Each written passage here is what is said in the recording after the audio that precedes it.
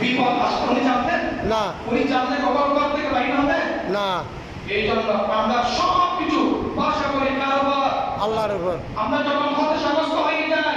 সাহায্য কামনা করি কার উপর আল্লাহর উপর আল্লাহর সাহায্য কামনা করি কিন্তু ওসিলা হবে রাসূল সাল্লাল্লাহু আলাইহি সাল্লাম রাসূল যিনি আমাদের জন্য সুসংবাদ দেন রাসূল যিনি আমাদের জন্য সুসংবাদ প্রদান করেন সাহায্য প্রদান করেন আমাদের কল্যাণের জন্য আমাদের সাহায্য করেন তাহলে আমরা কল্যাণ পাবো সুসংবাদ পাবো বরকত পাবো মর্যাদা পাবো নিয়ামত অর্জন করবো নবীগণ নিয়ামত অর্জন করা আমাদের পক্ষে সম্ভব হবে না এরপরে কি আল্লাহ রাসূল সাল্লাল্লাহু আলাইহি ওয়াসাল্লাম বলেন এরপরে ওয়ালিওয়াউল হামদি ইয়াউমাইদিন বিয়াদিহি রাসূল সাল্লাল্লাহু আলাইহি ওয়াসাল্লাম বলেন মর্যাদা এবং কল্যাণের চাবি সেদিন আমার হাতেই থাকবে সুবহানাল্লাহ মর্যাদা এবং কল্যাণের চাবি সেদিন কার হাতে থাকবে রাসূল সাল্লাল্লাহু আমার রাসূলের হাতে থাকবে আমার রাসূল যাকে মর্যাদা দিবে যাকে কল্যাণ দিবে যাকে নাজাত দিবে সেই নাজাত প্রাপ্ত হয়ে যাবে সুবহানাল্লাহ আল্লাহ দয়া কেউ হয়ে যাবে নাজাত প্রাপ্ত হয়ে যাবে ওয়ানা আকরামু বিল্লাহ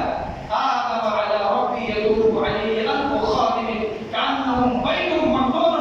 আও লুলুহুম মাহদুর রাসূলুল্লাহ সাল্লাল্লাহু আলাইহি ওয়াসাল্লাম বলেন সেদিন হযরত আদম সন্তানের মধ্যে সবচেয়ে অধিক মর্যাদাপূর্ণ ব্যক্তি আমি হব সুবহানাল্লাহ সন্তানের মধ্যে সবচেয়ে শ্রেষ্ঠ মর্যাদার অধিকারী আমি হব এবং আমার চারপাশে হাজার হাজার ফেরেশতারা আমাকে গাঢ় আরাম দেবে সুবহানাল্লাহ চারপাশে হাজার হাজার ফেরেশতারা কি করবে আল্লাহ রাসূলকে আলাওয়ান মাসালাত আল্লাহ রাসূল যেটাই করতে চাইবেন সেটাই করার জন্য সহজ করে দিবেন সুবহানাল্লাহ আরো বলেন ওই ফেরেশতারা কান্নাহুম বাইতুম মাকরুন আও লুলুহুম মামদুদ আল্লাহ রাসূলকে তারা এভাবে সংরক্ষণ করবে আল্লাহর হুকুমে আল্লাহ রাসূল গোলামি করবে যেমন সুরক্ষিত ডিমের উপরে একটা আছে ডিমের উপরে একটা ডিমের সরকতার একটা আছে ওই সুরক্ষিত ডিমকে যেভাবে সুরক্ষা করে উপরের যে অংশটা ওভাবে ফেরেশতারা চতুর্পাশ দিয়ে আমার রাসূলকে বেষ্টনী দিয়ে আহলান ওয়া সাহলান মারহাবা ওয়া মারহাবা যখন যেটাই করতে চাইবেন উম্মতকে হাউজে কাউসারের পানি পান করাতে চাইবেন হাজার হাজার ফেরেশতারা উম্মতকে হাউজে কাউসারের পানি পান করানোর জন্য ব্যবস্থা করে দিবেন উম্মত ফুলসিরাতের মধ্যে আটকে যাবেন আমলের কারণে গুনাহের কারণে হাজার হাজার ফেরেশতারা রাসূলের উম্মতকে রাসূলের মেহেরবানিতে নূরানি নজরের কারণে পার হওয়ার জন্য সুব্যবস্থা করে দেবেন সুবহানাল্লাহ সালাতু ইয়া রাসূলুল্লাহ সালামু আলাইহি ওয়া আলা ইয়াসির قال لقيت عبد الله بن عاصم كنت أخبرك عن صفة رسول الله صلى الله عليه وسلم قال عدد والله إنه لموصوف في التوراة بقاعدة الستة في القرآن يا أيها النبي إنا أرسلناك شاهدا ومبشرا ونذيرا صدق الله حضرت আব্দুল্লাহ ইবনে ইয়াসার রাদিয়াল্লাহু তাআলা আনহু বর্ণিত তিনি বলেন আমি আব্দুল্লাহ ইবনে আস রাদিয়াল্লাহু তাআলা আনহুর সাথে সাক্ষাৎ করলাম আব্দুল্লাহ ইবনে আস রাদিয়াল্লাহু তাআলা আনহুর সাথে সাক্ষাৎ করলাম তখন আমি তাকে বললাম হে আব্দুল্লাহ ইবনে আস রাসূলুল্লাহ সাল্লাল্লাহু আলাইহি ওয়াসাল্লাম রাসূলুল্লাহ সাল্লাল্লাহু আলাইহি ওয়াসাল্লাম প্রসঙ্গে মর্যাদা প্রসঙ্গে আল্লাহ রাসূল সাল্লাল্লাহু আলাইহি ওয়াসাল্লাম প্রসঙ্গে তাওরাত কিতাবের মধ্যে কোন কিতাবের মধ্যে তাওরাত কিতাবের মধ্যে যে তারিখ করা হয়েছে আল্লাহ রাসূল আসলে সুসংবাদ দেওয়া হয়েছে ওই তাওরাত কিতাব থেকে আমাকে কিছু শুনে দেওয়া হবে আল্লাহ রাসূলের শান মর্যাদা প্রসঙ্গে তখন হযরত আস রাদিয়াল্লাহু তাআলা আনহু বলেন قال আজাব ওয়াল্লাহি তিনি শপথ করে বলেন قال আজাব ওয়াল্লাহি আল্লাহর শপথ করে বলে ইন্নাহু লামাওসুফুন ফিত তাওরাত বিআইন ইসফাতিল কুরআন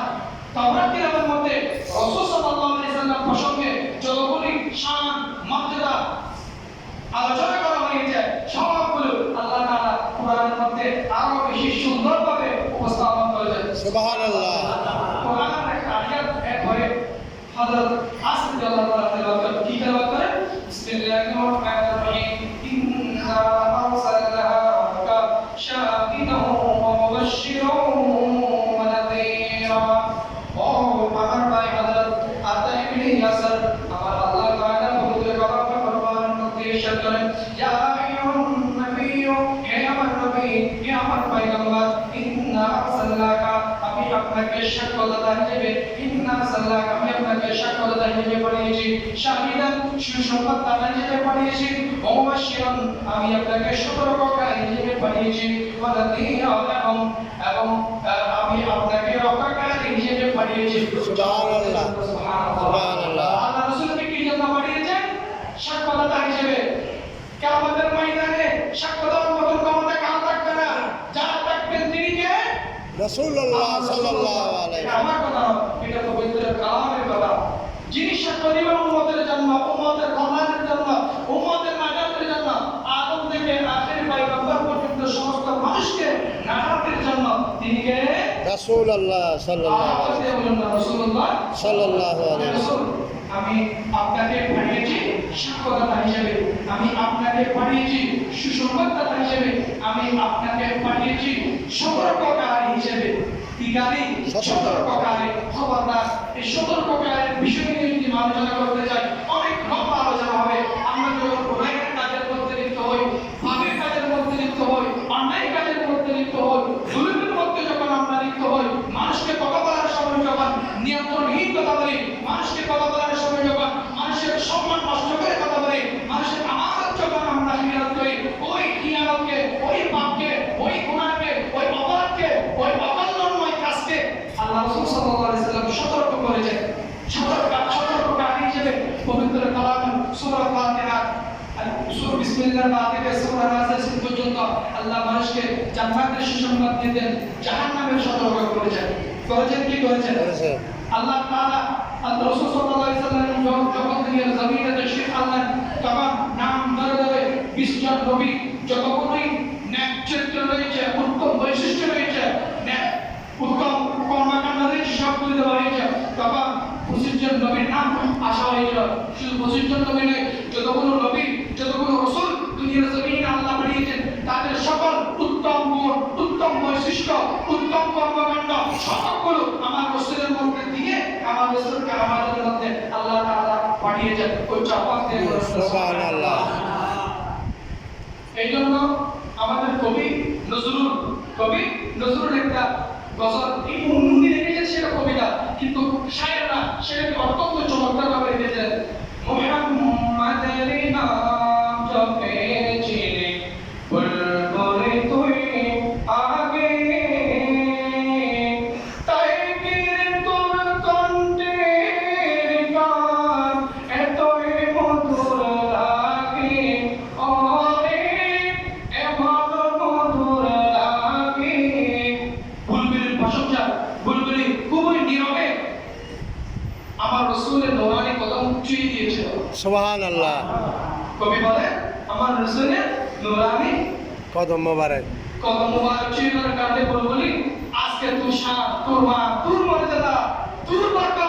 অতি উচ্চ সুবহানাল্লাহ এই গজলটা অনেক সুন্দর একটি গজল কিন্তু এটা কবি লিখেছেন হয়তো আমার রাসূলের শানে লিখেছেন সত্য কিন্তু উনি এত সুন্দরভাবে এটা যে মানুষের হৃদয়ে আশিকে রাসূলের হৃদয়ে যেটা জায়গা করে নেবেন সেটা উনি হয়তো পাবেন না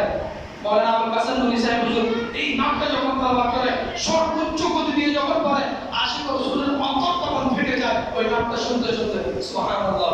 সালাতু ইয়া রাসূলুল্লাহ সালামু আলাইকা তো রাসূলুল্লাহ সাল্লাল্লাহু আলাইহি সাল্লাম আমাদের জন্য সাক্ষ্যদাতা সুসংবাদদাতা সতর্ককারী উম্মতকে রক্ষাকারী হিসেবে আল্লাহ রাসূল সাল্লাল্লাহু আলাইহি সাল্লাম আল্লাহ তাআলা আল্লাহ রাসূল সাল্লাল্লাহু আলাইহি সাল্লামকে পাঠিয়েছেন আল্লাহ রাসূল সাল্লাল্লাহু আলাইহি সাল্লাম এরপর বলা হচ্ছে ওয়া হিজরাত লিল উম্মিয়িনা আনতা আবদি ওয়া রাসূলি সামাইতুকা মুতাওয়াক্কিল রাসূল সাল্লাল্লাহু আলাইহি সাল্লাম আমি আপনার নাম রেখেছি মুতাওয়াক্কিল মানে বর্ষাকারী মুতাওয়াক্কিল মানে কি বর্ষাকারী আমরা বর্ষাকারী কার উপর আল্লাহর উপর আল্লাহ এবং রাসূলের উপর আল্লাহ রাসূল বর্ষাকারী কার উপর আল্লাহ রাসূলের উপর আল্লাহ নিজে বলেন আমি আপনার নাম রেখেছি সামাইতুল মুতাওয়াক্কিল শব্দ হাদিস শরীফের মধ্যে রয়েছে বর্ষাকারী আল্লাহ রাসূল সাল্লাল্লাহু আলাইহি সাল্লাম হাদিস আরেকটা রয়েছে হে রাসূল সাল্লাল্লাহু আলাইহি সাল্লাম আমি আপনার পাঁচটি নাম রেখেছি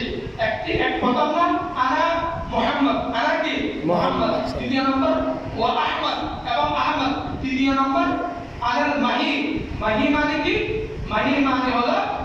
সমস্ত কুফরিকে, সমস্ত অপরাধকে, সমস্ত পাপকে কবরে দেওয়ার নাম হলো মাহিদ। মাহিদ, সুবহানাল্লাহ। মানুষকে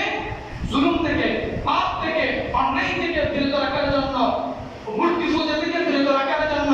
যে অগ্রণী ভূমিকা পালন করে ওনাকে বলা হয় কি? মাহিদ। মাহিদ। ওনাকে কি বলা হয়? মাহিদ। আর একটা পেলেন মুহাম্মদ, আরেকটা পেলেন আহমদ, আরেকটা পেলেন মাহিদ। এরপরে কি? ওয়াল হাশিরুল্লাযী ইউহশারুন নাসু আলা